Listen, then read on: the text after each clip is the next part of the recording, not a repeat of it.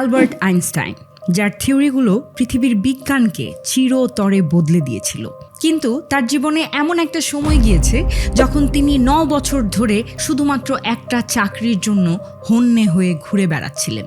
এমনকি তার ক্লাসমেটদের মধ্যে একমাত্র আইনস্টাইনই ছিলেন যার চাকরি হয়নি। কিন্তু কে ভেবেছিল যে ছেলেটিকে স্কুলের সবচেয়ে স্লো লার্নার মনে করা হতো, একদিন তার দরজাতেই ইসরায়েলের রাষ্ট্রপতি হওয়ার প্রস্তাব আসবে। আর এই প্রস্তাবে আইনস্টাইন ইসরায়েলি রাষ্ট্রদূতকে কি জবাব দিয়েছিলেন, আর কি এমন কারণ ছিল যার জন্য এত বুদ্ধিমান একজন মানুষকে কেউ চাকরি দিতে রাজি হয়নি? হ্যালো এভরিওয়ান, আমি পিঙ্কি ছেত্রী, ওয়েলকাম করছি অন বোর্ড উইথ ছেত্রীর আরেকটি নতুন এপিসোডে। চলুন তাহলে দেরি না করে শুরু করা যায়।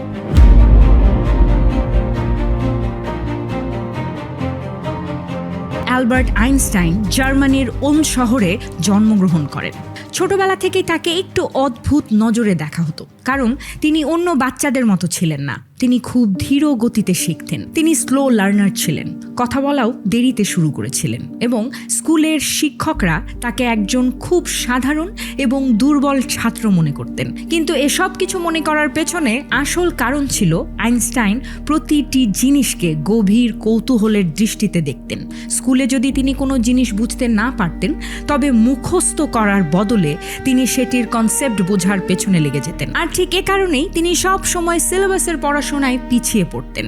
আইনস্টাইন ছোটবেলা থেকেই বেশ ক্রিয়েটিভ ছিলেন, আর এটাই ছিল তার দুর্বলতা, যা পরবর্তীতে তার সবচেয়ে বড় শক্তিতে পরিণত হয়। আইনস্টাইনের প্রাথমিক শিক্ষা হয়েছিল মিউনিখে। সেখানকার জার্মান স্কুলিংয়ের কঠোর ডিসিপ্লিন তার একদমই পছন্দ হচ্ছিল না। এক পর্যায়ে অতিষ্ঠ হয়ে আইনস্টাইন স্কুল ছেড়ে দেন এবং সপরিবারে সুইজারল্যান্ডে শিফট হয়ে যান, যেন ওখানকার লিবারেল শিক্ষা ব্যবস্থায় নিজের জায়গা করে নিতে পারেন তিনি। আইনস্টাইন সেখানকার জৌরিক পলিটেকনিক্যাল কলেজে ফিজিক্স এবং ম্যাথমেটিক্সে অ্যাডমিশন নিতে চেয়েছিলেন। এন্ট্রান্স এক্সামে তিনি ম্যাথ এবং ফিজিক্সের পেপার খুব দ্রুত সলভ করে ফেলেন, কিন্তু অন্যান্য সাবজেক্ট যেমন জিওলজি, লিটারেচার এবং পলিটিক্সে তিনি খুব বাজেভাবে ফেল করেন। এন্ট্রান্স এক্সামের পর কলেজের প্রফেসর আইনস্টাইনকে তার অফিসে ডাকেন। তিনি আইনস্টাইনের ম্যাথ এবং ফিজিক্সের উত্তর দেখে বেশ অবাক হয়েছিলেন। তিনি জানতে চেয়েছিলেন আইনস্টাইনকে এসব কে শিখিয়েছে, যার জবাবে আইনস্টাইন বলেন যে তিনি এসব নিজেই পড়েছেন এবং শিখেছেন, কিন্তু বাকি সাবজেক্টগুলো, যেগুলো বেশিরভাগ ক্ষেত্রে শুধু মুখস্থ বিদ্যায় কাজ করতে হয়, সেগুলোতে আইনস্টাইন খুব বাজেভাবে ফেল করেছিলেন। প্রফেসর তাকে জানান যদি এই কলেজে অ্যাডমিশন নিতে হয় তবে শুধু ম্যাথমেটিক্স আর ফিজিক্স দিয়ে কাজ হবে না, তাকে বাকি সাবজেক্টগুলোর প্রস্তুতির জন্য আবারও 1 বছর স্কুলে কাটাতে হবে। হতাশ হয়ে আইনস্টাইনকে আবারও 1 বছর স্কুলে কাটাতে হয়, এবং পরের বছর লাকিলি তিনি জৌরিক পলিটেকনিক্যাল কলেজের এন্ট্রান্স এক্সামে পাশ করে যান। কিন্তু কলেজে অ্যাডমিশন নেয়ার পরও আইনস্টাইনের স্বভাব বদলায়নি। এখানেও তিনি বোরিং লেকচারগুলো স্কিপ করতেন, নিজে পড়াশোনা করতেন এবং প্রফেসরদের খুব একটা পাত্তা দিতেন না। সবকিছুর ফলাফল হিসেবে 1900 সালে আইনস্টাইন যখন গ্র্যাজুয়েট হলেন, তখন তার প্রফেসররা তাকে কোনো জবে রিকমেন্ডেশন দিতে অস্বীকৃতি জানান। বন্ধুরা, নিঃসন্দেহে আইনস্টাইন অনেক বেশি মেধাবী ছিলেন, কিন্তু আইনস্টাইনের কাছে কোনো স্ট্রং রেফারেন্স ছিল না, কোনো মেন্টর ছিল না যিনি তাকে একটি একাডেমিক বা রিসার্চ জব পাইয়ে দিতে সাহায্য করতে পারতেন। সে সময় সায়েন্সের ফিল্ডে চাকরি পাওয়ার জন্য প্রফেসরের রিকমেন্ডেশন খুবই ইম্পর্টেন্ট ছিল, এবং আইনস্টাইন সেই দৌড়ে পিছিয়ে পড়েন। তার বন্ধুরা, যাদের চেয়ে তিনি একাডেমিক্যালি অনেক স্ট্রং ছিলেন, তারা ভালো পজিশনে পৌঁছে গেলেন, কারণ তাদের পেছনে প্রফেসরদের সাপোর্ট ছিল। আইনস্টাইন জার্মানি এবং সুইজারল্যান্ডের বহু জায়গায় অ্যাপ্লাই করেন। ইউনিভার্সিটি, স্কুল, রিসার্চ ইনস্টিটিউট, সব জায়গা থেকেই তাকে রিজেক্ট করা হয় রীতিমতো। চিঠি লিখেছেন, প্রফেসরদের সাথে দেখা করেছেন, কিন্তু সব জায়গা থেকে একটাই জবাব এসেছে, আমরা দুঃখিত, আমরা আপনাকে হায়ার করতে পারছি না। আইনস্টাইনের জন্য এটি পার্সোনালি খুব পেইনফুল ছিল, কারণ তিনি মনে করতেন তার কাজ এবং পটেনশিয়াল মানুষ দেখতে পাচ্ছে না। আইনস্টাইনের চিঠি এবং ডায়েরি থেকে তার এই বিষণ্ণ হবার বিষয়টি খুব ভালোভাবে বোঝা যায়। আইনস্টাইন একবার তার ডায়েরিতে লিখেছিলেন, মনে হয় এই পৃথিবীর আমাকে কোনো প্রয়োজন নেই, প্রতিটি দরজা বন্ধ মনে হয়। নিজের ফ্যামিলিকে লেখা একটি চিঠিতে উল্লেখ করেছিলেন, আমি সব জায়গায় অ্যাপ্লাই করেছি, কিন্তু কোনো জবাবও পাচ্ছি না, আর কারো আমাকে প্রয়োজনও নেই। মনে হয় আমার জীবনে কোনো কিছুই ঠিকঠাক চলছে না। আরেকটি বিখ্যাত চিঠি যা তিনি তার বন্ধু মিলিভাকে লিখেছিলেন, তাতে আইনস্টাইন বলেন, আমার মনে হয় আমি একজন ইউজলেস মানুষ হয়ে গেছি।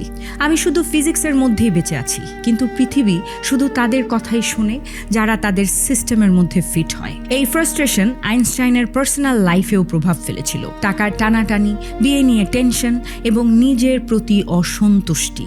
আইনস্টাইন খুব বেশি আইডিয়ালিস্টিক ছিলেন। তিনি ক্লিয়ার ছিলেন যে তিনি শুধু সায়েন্স রিলেটেড চাকরি করবেন, প্র্যাকটিক্যাল বা কমার্শিয়াল জবে তার কোনো ইন্টারেস্ট ছিল না।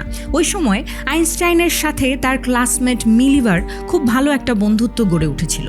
তারা বিয়ের কথা ভাবছিল, কিন্তু আইনস্টাইনের কাছে কোনো চাকরি না থাকার কারণে বিয়ে পিছিয়ে যাচ্ছিল বারবার। ফাইন্যান্সিয়ালি প্রেশার বাড়ছিল। মিলিভা এক্সপেক্ট করেছিল যে আইনস্টাইন কিছু উপার্জন করবে, কিন্তু আইনস্টাইনের হাত যেন বাধা ছিল। এক পর্যায়ে আইনস্টাইনকে প্রাইভেট টিউটর সেজে টাকা ইনকাম করতে হয়েছিল, যেখানে তিনি স্কুলের স্টুডেন্টদের ম্যাথ এবং ফিজিক্স পড়াতেন। এরই মধ্যে আইনস্টাইনের একজন বন্ধু অ্যাডভাইস দেন যে বার্ন পেটেন্ট অফিসে এক্সামিনারের জবের জন্য অ্যাপ্লাই করতে।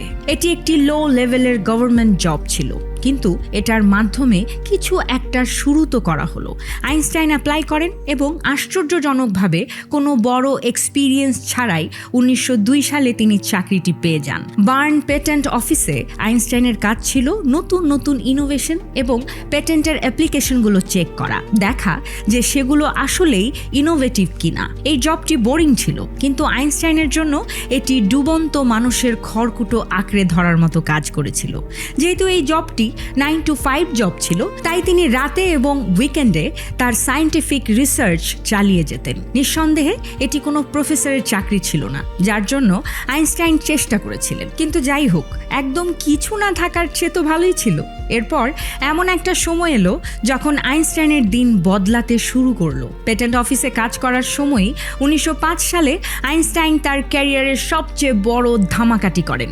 মাত্র 1 বছরে তিনি 4টি রেভলিউশনারি পেপার পাবলিশ করেন, যার মধ্যে special relativity, photo electric effect, Brownian motion এবং ম্যাস এনার্জি ইকুইভ্যালেন্স তত্ত্ব ছিল। এই পেপারগুলো সে সময়ে সায়েন্টিফিক দুনিয়াকে কাঁপিয়ে দিয়েছিল রীতিমতো। হঠাৎ করেই পেটেন্ট অফিসের সামান্য চাকরি করা একটি নাম ইউরোপের বিজ্ঞানীদের মাঝে বিখ্যাত হতে শুরু করলো। আইনস্টাইনের একটি paper photo electric effect quantum ফিজিক্সের ভিত্তি তৈরি করলো এবং অন্যটি স্পেশাল রিলেটিভিটি সময় ও স্পেসের ধারণাকে বদলে দিল। 1909 সালে অর্থাৎ গ্র্যাজুয়েশনের দীর্ঘ 9 বছর পর তিনি ইউনিভার্সিটি অফ জিউরিকে অ্যাসিস্ট্যান্ট প্রফেসরের পদে জবের অফার পান। অ্যালবার্ট আইনস্টাইনের ব্যক্তিত্বকে মানুষ কখনোই পুরোপুরি বুঝতে পারেনি। বিজ্ঞানের দুনিয়ার বাইরে যে আইনস্টাইন ছিলেন তার ইমেজটা বেশ কনফিউজিং ছিল। একদল মানুষ তাকে একটু মজার ছলে পোর্ট্রে করে, উস্কো খুস্কো চুলের এক অদ্ভুত সোশ্যালি অকওয়ার্ড বিজ্ঞানী যিনি শুধু নিজের বই আর থিওরির মধ্যেই ডুবে থাকতেন। অন্যদিকে তিনি একটি সিরিয়াস এবং ইম্পর্ট্যান্ট পলিটিক্যাল রোলেও দৃশ্যমান হন। 1932 সালে আইনস্টাইন জার্মানি থেকে পালিয়ে যান, ঠিক তার 1 বছর আগে, যখন হিটলার সেখানকার ক্ষমতা দখল করেন। কারণ হিটলার ইহুদিদের চরম বিরোধী ছিলেন এবং আইনস্টাইন ইহুদি পরিবার থেকেই বিলং করত।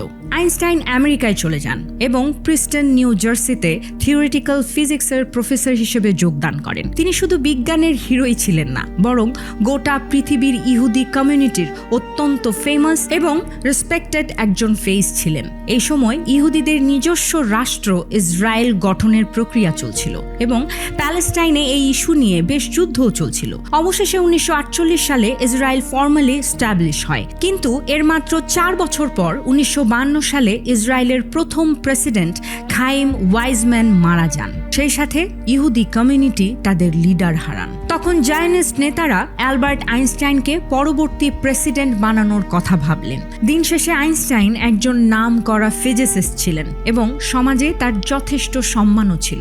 তিনি শুধু একজন সায়েন্টিস্ট নন, একজন পলিটিক্যাল এবং কালচারাল আইকনও হয়ে উঠেছিলেন। 17 নভেম্বর 1952 সালে আইনস্টাইন একটি চিঠি পান। এই চিঠিটি পাঠিয়েছিলেন আব্বা ইবান, যিনি ওই সময় ইউনাইটেড নেশনে ইসরায়েলের অ্যাম্বাসেডর ছিলেন। চিঠিতে লেখা ছিল, এই চিঠির মাধ্যমে আপনার কাছে প্রাইম মিনিস্টার বেন গুরিয়নের বার্তা পৌঁছানো হচ্ছে। যদি ইসরায়েলি পার্লামেন্ট আপনাকে ভোট দিয়ে ইসরায়েলের প্রেসিডেন্ট বানায়, তবে আপনি কি এই অফার গ্রহণ করবেন? যদি আপনি রাজি হন, তবে আপনাকে ইসরায়েলে শিফট হতে হবে এবং ওখানকার সিটিজেনশিপ নিতে হবে। প্রাইম মিনিস্টারের পক্ষ থেকে নিশ্চিত করা হচ্ছে যে এমন পরিস্থিতিতে আপনাকে আপনার সায়েন্টিফিক কাজে পুরোপুরি স্বাধীনতা এবং সুযোগ সুবিধার সাথে কন্টিনিউ করতে দেয়া হবে।